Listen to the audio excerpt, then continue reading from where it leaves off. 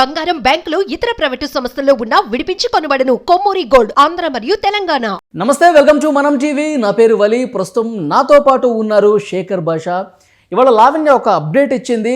మాల్వి మల్హోత్రా, రాజ్ తరుణ్ మధ్య నడిచినటువంటి వాట్సాప్ చాటు, వాళ్ళు ఏ విధంగా ముద్దులు పెట్టుకున్నారు, లవ్ యూ చెప్పుకున్నారు, మొత్తం డీటెయిల్స్ మీడియాకి ఇచ్చింది లావణ్య. దీని మీద రెస్పాండ్ కావడానికి ఉన్నారు శేఖర్ భాష. ఏమంటారో వారి మాటలను తెలుసుకుందాం.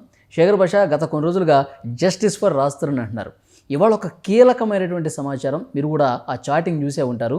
నేను జస్టిస్ ఫర్ రాజ్ తరుణ్ కాదు, justice for men, justice against the మనుషులకి, ఎస్పెషల్లీ మగవాళ్ళ మీద జరుగుతున్న తప్పుడు కేసుల మీద నా పోరాటం. మళ్ళీ చెప్తున్నా, అందులో రాజ్ తరుణ్ కూడా ఒకడు కాబట్టి నా పోరాటం.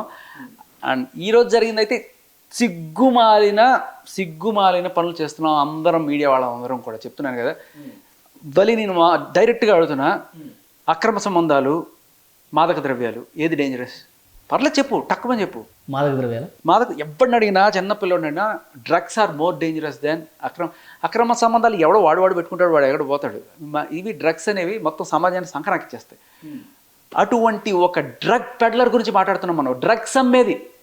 డ్రగ్స్ అమ్మే లావణ్య 1500 తీసుకొచ్చి 6000కి అమ్ముకునే లావణ్య 45 రోజులు చెంచల్గూడలో జైల్లో శిక్ష కాదు, రిమాండ్లో ఉండి అనుభవించి వచ్చిన లావణ్య రేపు ఎల్లుండో మళ్ళీ శిక్ష పడితే 5 ఏళ్ళు 10 ఏళ్ళు లోపలికి పోయే లావణ్య. సరే, ఇప్పుడు ఆమె మీద డ్రగ్స్ కేసు నమోదైంది, జైల్లో ఉంది, 45 రోజులు ఉండి వచ్చింది. అదొక వేరే కేసుగా చూస్తున్నామే. నా రాత్రులు నాకు కావాలి కేసుగా మీరు చూస్తున్నారు. అసలు మనకి బుర్ర ఉంటే అసలు కేసు అదే. ఎందుకంటే డ్రగ్స్ కేసులో నువ్వు ఏమిటి అని చెప్పి అడుగుతారు కదా, ఎందుకు ఇది అయింది అని చెప్పి అప్పుడు దొరికినప్పుడేమో అంతా ఒప్పేసుకుంది. ఇప్పుడేమో మళ్ళీ బయటపడాలి కదా, నన్ను ఇరికిచ్చారు. మీరు కావాలంటే ఇప్పుడు కేసే, నువ్వన్నా ఇప్పుడు కేసే నేను మాట్లాడుతున్నాను కదా. రాజ్ తరుణ్ మీద ఎఫ్ఐఆర్ ఏం పెట్టింది? నన్ను డ్రగ్స్ కేసులో ఇరికిచ్చాడు రాజ్ తరుణ్ అంటే ఎందుకంటే మాల్వి మల్హోత్రాతో రాజ్ తరుణ్ ఎఫ్ఐఆర్లో ఉన్నాడు. నేను ఫస్ట్ నుంచి రాజ్ తరుణ్తో ఉన్నాను, మధ్యలో నన్ను తప్పించడానికి కోసం ఇలా డ్రగ్స్ కేసులో ఇరికిచ్చాడు అని చెప్పి. కానీ మనకు తెలిసిందేంటి, వీళ్ళిద్దరూ విడిపోయారు, ఇప్పుడు మస్తాన్ సాయితో ఉంటుంది. దానికి మనకి క్లియర్ ప్రూఫ్ కూడా మనం చూపించిన తర్వాత కూడా మనతో ఏమన్నారు ఆవిడ, మనం రిపోర్టర్ అడిగితే, ఇదిగో అమ్మా ఎఫ్ఐఆర్లో నువ్వు చాలా క్లియర్గా రాసావు కదా అంటే, ఎఫ్ఐఆర్లో నేను రాసింది ఉందా, నేను సంతకం పెట్టానా అని అడిగిందట కదా. అందుకే మళ్ళీ తోడి అమ్మా లావణ్య, మీ ఘనకార్యం ఇదిగో అక్కడ ఏదో మొత్తం తోడి మరీ చూపిస్తున్నా. ఏది గుంటూరు పిఎస్లో నమోదైన కేసు అనేది? మనం ఇంతకుముందు ఎఫ్ఐఆర్ మాత్రమే చూపించాం, ఎఫ్ఐఆర్లో ఓన్లీ కంటెంట్ మాత్రమే చూపించాం. అప్పుడు అడిగితే ఆవిడ అందంట, అది నేను రాసింది ఉంటే చూపించిందంట. ఇదిగో బాగా చూపించండి అమ్మా, ఆవిడ రైటింగ్ అయినా కాదా చెక్ చేసుకోమ్మా, మీ రైటింగ్ అయినా కాదా, మీ సంతకం కూడా చూపిస్తాను లాస్ట్న. ఇదిగోండి.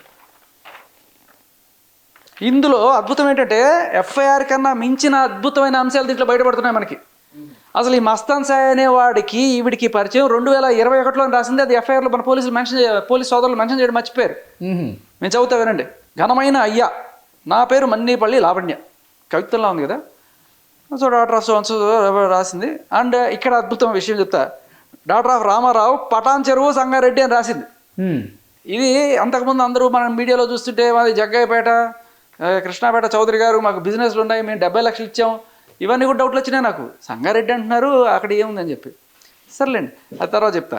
ఇప్పుడు తెలంగాణ, నాకు ఒక common friend Uneeth Reddy alias Chintu ద్వారా మస్తాన్ సాయి పరిచయం అని రాసింది. ఓకే.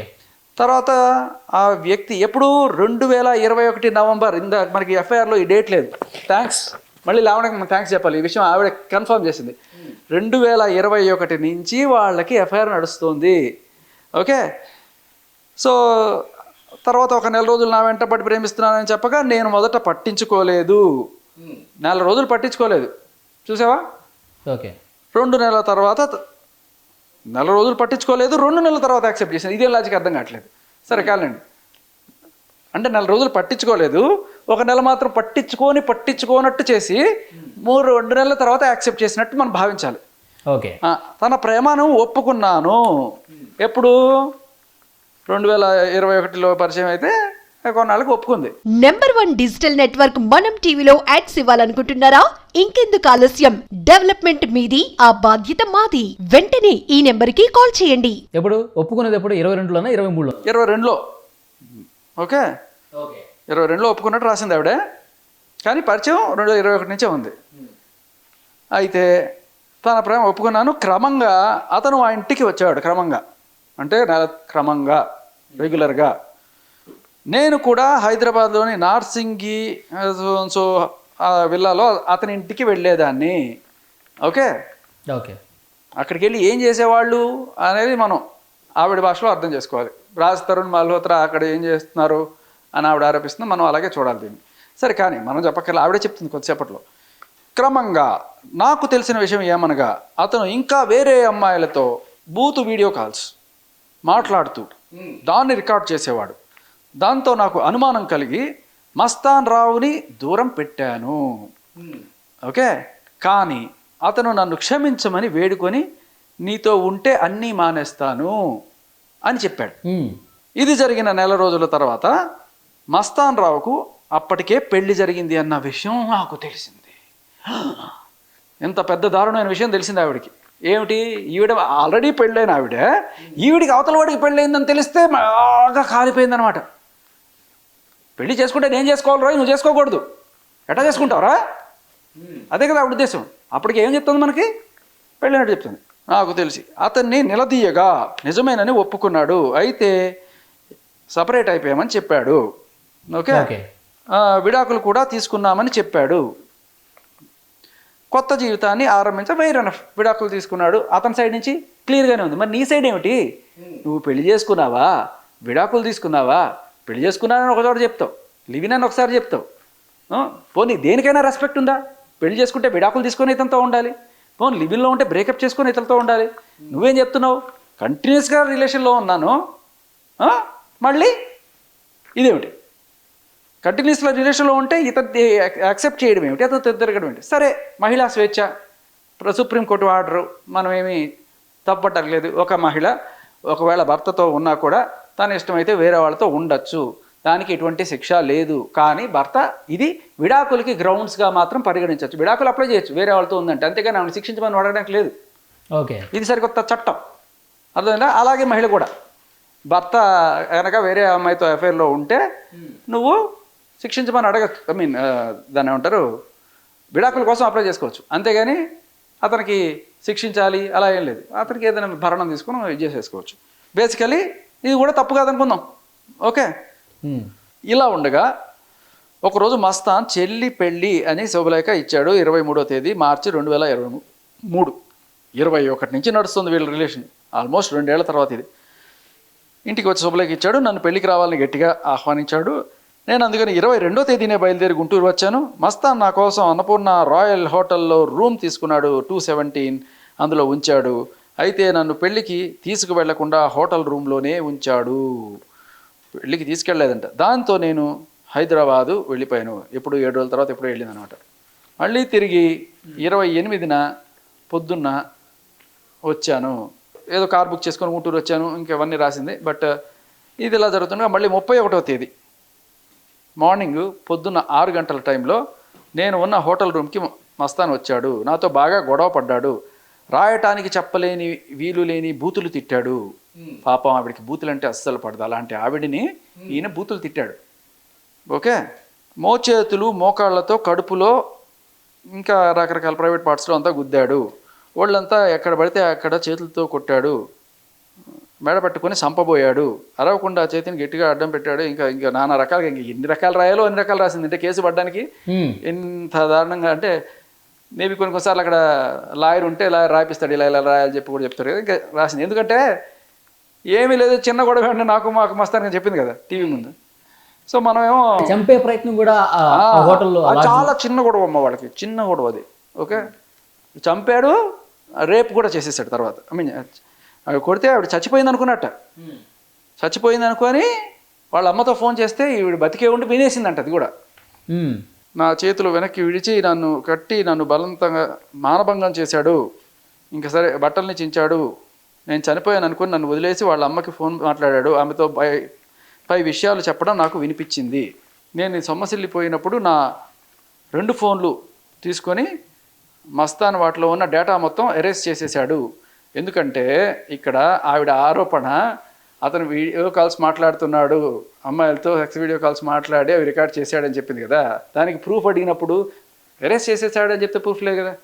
సో ప్రూఫ్ లేదు, ఆరోపణ మాత్రం చేస్తాం అనమాట. అన్ని రకాల ఆరోపణలు చేస్తాం. వినేవాళ్ళంతా ఆహా అవునా, లేదు సార్ అరెస్ట్ చేసేసాడు సార్ వాడు. సో బేసికలీ ఇదొక ఫేక్ కేసు, అది పోలీసులు కూడా అర్థమైపోయింది. బట్ ఏదో పెట్టారు హడావిడి అంతా చేసేటప్పటికి అలా. ఈ కేసులో జైలుకి వెళ్ళొచ్చాడా మస్తాన్ సాయి? ఏదో బెయిల్ తీసుకున్నారు. తర్వాత ఏమో అది ఇంకా మనం రిమైండ్ రిపోర్ట్ అవన్నీ తెస్తే అర్థమవుతుంది. ఓకే. ప్రస్తుతం నాకు అందుతున్న సమాచారం ప్రకారం అతను ఏదో ఒక రోజు అంటే పిలిచి మాట్లాడతారు, తర్వాత వెళ్ళట్లేదు. బట్ తర్వాత ఈ కేసుని అడ్డం పెట్టుకొని అతన్ని బెదిరించిందో లేకపోతే ఏంటో అతను అక్కడికి వచ్చి ఆ రోజున మనకి ఆర్టీవీ ముఖ్యంగా చెప్పింది అదే. #1 డిజిటల్ నెట్వర్క్ మనం టీవీలో యాడ్స్ ఇవ్వాలనుకుంటున్నారా? ఇంకెందుకు ఆలస్యం, డెవలప్మెంట్ మీది, ఆ బాధ్యత మాది. వెంటనే ఈ నెంబర్కి కాల్ చేయండి. అంటే ఇప్పుడు ఈ కంప్లైంట్ కాపీలో వెంటబడ్డాడు కదా, తర్వాత ప్రేమను యాక్సెప్ట్ చేసింది కదా, నన్ను పెళ్లి చేసుకో అని చెప్పి ఈమె అడిగినట్టుగా ఏమైనా ఉందా సమాచారం అందులో? నన్ను పెళ్లి చేసుకో మస్తాన్ సాయి. ఇదంతా కరెక్ట్, భలే భలే అడిగేవాళ్ళు.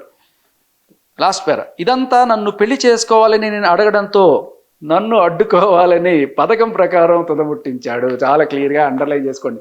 ఇదిగోండి ప్లీజ్ చూపించండి, ఇది భలే భలే వాలి. I love you for that. మరి కరెక్ట్ క్వశ్చన్ అడిగారు. ఇది ఇక్కడ చూడండి. ఇదంతా నన్ను పెళ్లి చేసుకోవాలని అడగడంతో నన్ను అడ్డు తప్పించాలని పథకం ప్రకారం తుదముట్టించాడు.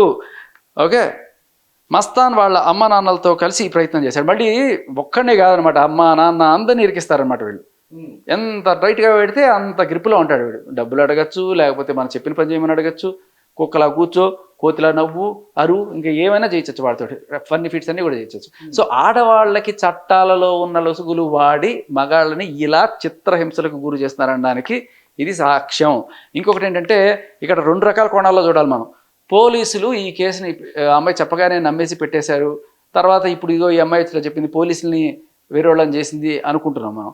కానీ కొంతమంది పోలీసులు, అందరని చెప్పను, కొంతమంది పోలీసులు ఇలాంటి కేసుల విషయంలో ఆహా వీడికి డబ్బులు ఉన్నాయా, అయితే వీడికి ఖచ్చితంగా భయపడతాడు, ఎంతో కొంత వీడి దగ్గర నుంచి వసూలు చేయొచ్చు అనే నెపంతో చక్కగా అమ్మాయిల కోసం సెక్షన్లు, పోలీస్ కోసం కేసులు, మోసపోవడానికి అబ్బాయిలు. ఇది ప్రస్తుతం ఉన్న సిచ్యువేషన్ అనమాట. ఇలా సరే మస్తాన్ సాయి మంచోడో చెడ్డోడో కానీ ఇది జరిగింది. ఎందుకంటే ఆ అబ్బాయి ఒకసారి డ్రగ్స్ కేసులో పట్టుబడ్డ మాత్రం వాస్తవం. అది ఎప్పుడు? వరలక్ష్మి కేసులో. అతను A9 A11, ఈ అమ్మాయి A9 మస్తాన్ సాయి, A11 ఈ అమ్మాయి. అంటే A1 నుంచి A12 దాకా 12 మంది ఉన్నారు. ఓకే. అందులో ముందుగా ఉన్నవాళ్ళు ప్రభాకర్ రెడ్డి, అనురాధ, ఉనిత్ రెడ్డి. ఆ తర్వాత లిస్ట్ ఉంది. అయితే ఈ 3 మాత్రం పెడలర్స్గా బుక్ చేస్తారు, మిగతా వాళ్ళందరినీ కూడాను ఈ కన్స్యూమర్స్గా బుక్ చేస్తారు. సో ఆ రోజున లావణ్య అదృష్టం బాగుండి కన్స్యూమర్గా తప్పించుకున్న బుద్ధి మారిందా? మళ్ళీ డ్రగ్స్ జోలికి వెళ్లకుండా ఉందా?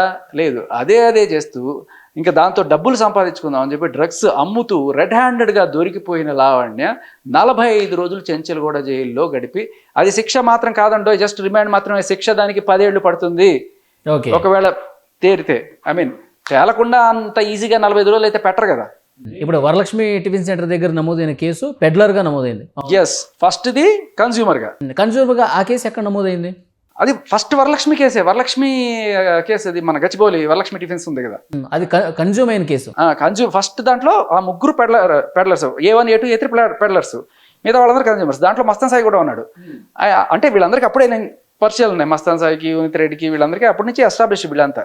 వాళ్ళు అప్పుడే తర్వాత రోజు ఈ మాఫియా అంతా అక్కడ మన రాజ్ తరుణ్ వాళ్ళ ఇంటికి వచ్చి, రాజ్ తరుణ్ కింద వీళ్ళందరూ ఉంటారు, పైన రాజ్ తరుణ్ ఉంటాడు, షూటింగ్ చేసుకొని వస్తాడు. వచ్చేటప్పటికి రచ్చ నడుస్తుంటుంది, ఫుల్గా డ్రగ్స్ వేసుకొని భయంకరమైన అరుపులు, నానా రచ్చ పెంట అనమాట. ఇల్లంతా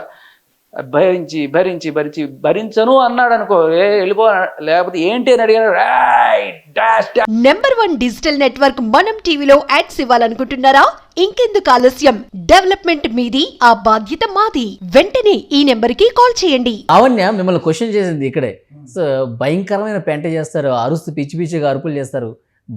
భాష ఎప్పుడన్నా చూశాడా? చూసినట్టే మాట్లాడుతున్నాడు, అంతా విన్నట్టు మాట్లాడుతున్నాను, విన్నట్టు మాట్లాడుతున్నాను. నేను యాక్చువల్గా ఇప్పటిదాకా మీరు అన్ని బీపులు ఉన్నవే విన్నారు. బీపులు లేని వింటే మీరు రాళ్ళు ఉచ్చుకొని కొట్టి ఆ మనిషిని చంపేస్తారు.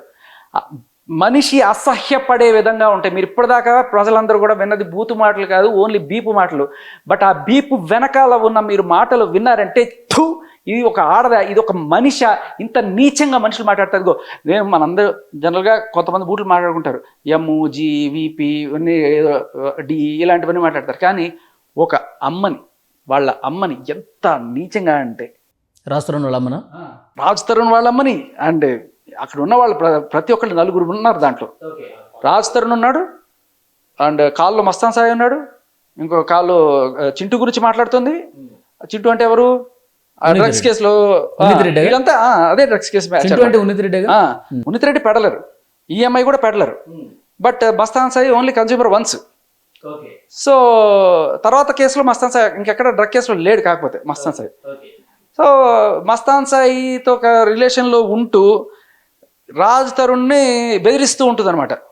నీ బతికి ఎంత 10 కోట్లు, మస్తాన్ సాయికి 20 కోట్లు ఉంది. ఓకే, అంటే 10 కోట్లు ఈయనకు 20 కోట్లు ఉంటే 20 కోట్ల వాడితో రిలేషన్కి వెళ్ళిపోతావా అనేది కూడా వస్తుంది మనకి. అక్కడితో వెళ్ళకుండా, అంతేకాకుండా మస్తాన్ సాయి బాగా పవర్ఫుల్, వచ్చి నిన్ను కుమ్ముతాడు, నిన్ను చావగొడతాడు, నిన్ను అది అన్నీ నేను మామూలుగా ఇది చెప్తున్నా, చాలా బూతు మాటలతో అనమాట చేస్తాడు. నీకు ఎవరు సపోర్ట్ ఉన్నారు? నాగార్జున అనుకుంటున్నావా? నాగార్జున లేకపోతే డాష్ డాష్ డాష్ డాష్ అని ఆయన తిట్టిన బూతులు మీకు లిటరల్లీ నేను వినిపించానంటే నీ బతుకును మనిషివా ఇంకేమన్నానా అనిపిస్తుంది. ఫ్రస్ట్రేషన్లో ఉండే అన్నాను అని ప్రతి చోట అమ్మాయి చెప్తుంది. కానీ ఫ్రస్ట్రేషన్లో ఏ ఆడది, ఏ మగాడు అంత నీచంగా ఒక తల్లిని, లేకపోతే అసలు సంబంధం లేని వాళ్ళు. నాగార్జునకి ఏంటి సంబంధం? ఆయన అండం దేనికి? ఆయన ఈరోజు ఏమైనా ద్రోహం చేశాడు? నాగార్జున ఈవిడికి చేసిన ద్రోహం ఏంటి? ఏం ద్రోహం చేశాడు నాగార్జున? నాగార్జున అనాల్సిన అవసరం ఏంటి? నోటికొచ్చిన బూతులు, ఆసావరంగా ప్రొడ్యూసర్ అంట, పచ్చి బూతులు